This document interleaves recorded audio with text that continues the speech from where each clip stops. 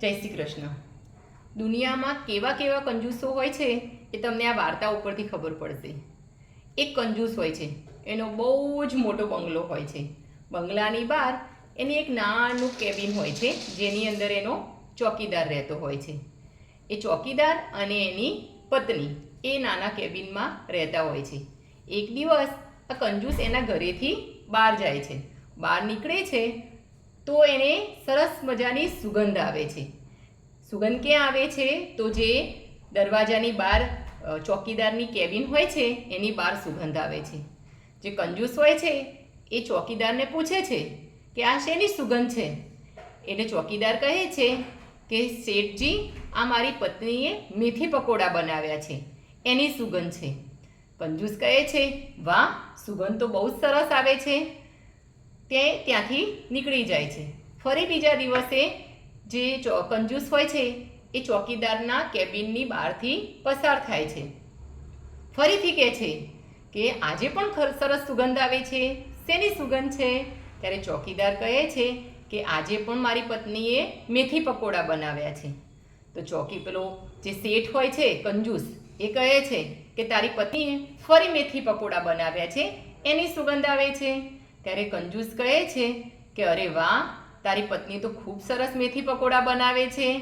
એમ કરજે ને, આ મેથી પકોડા છે ને એ તું રોજ તારી પત્નીને કહેજે બનાવે, મને આની સુગંધ બહુ જ ગમે છે। ત્યાંથી એ નીકળી જાય છે।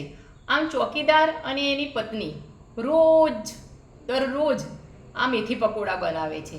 સમય એવો આવે છે કે ઘરે તેલ ખૂટી જાય છે, બેસન ખૂટી જાય છે, એટલે ચોકીદાર અને એની પત્ની બંને છે એ આ કંજૂસ શેઠના ત્યાં જાય છે અને કહે છે, શેઠજી, હવે અમે મેથી પકોડા નહીં બનાવી શકીએ, અમને તમે પૈસા આપો।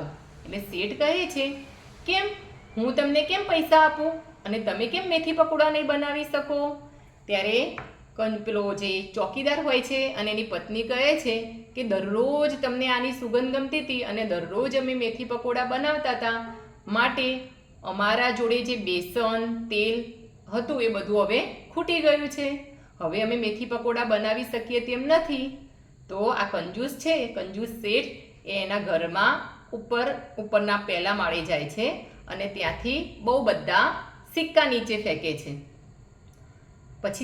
પછી સિક્કા ફેંકી અને પાછો નીચે આવે છે અને કહે છે કે તને આ સિક્કાનો અવાજ સાંભળવો ગમ્યો?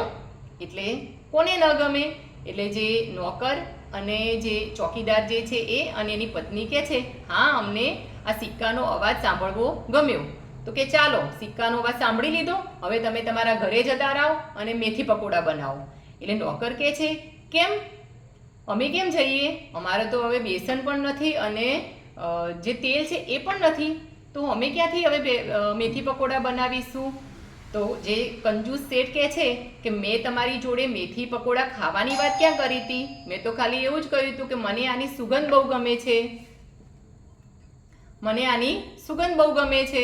મેં તમને ક્યાં કહ્યું હતું કે મારા માટે મેથી પકોડા બનાવો, મારે ખાવા છે?